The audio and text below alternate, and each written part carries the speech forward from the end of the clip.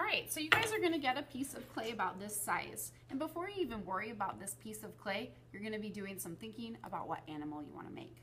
On your tables, I have a resource for you to look at.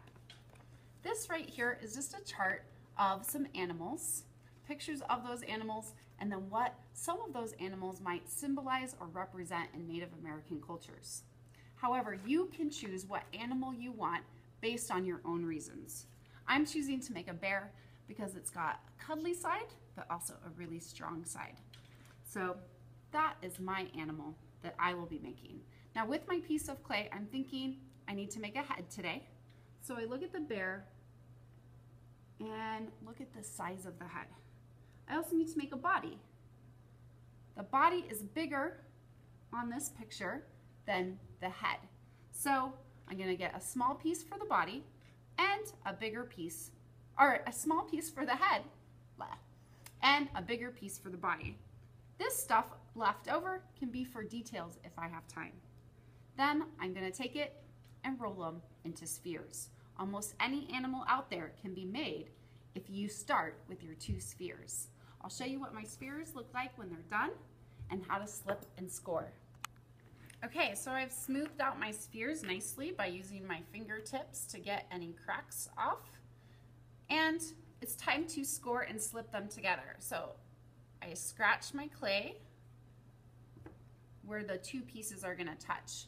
When I do this too, I look at the actual picture on this sheet to see where it makes sense to put the head. Depending on what animal you're making, you might put the head in different spots. For me, my bear head is towards the top. So now I have 2 spheres attached together. Now, if this is as far as you get today, you're good. You can put it in your bag.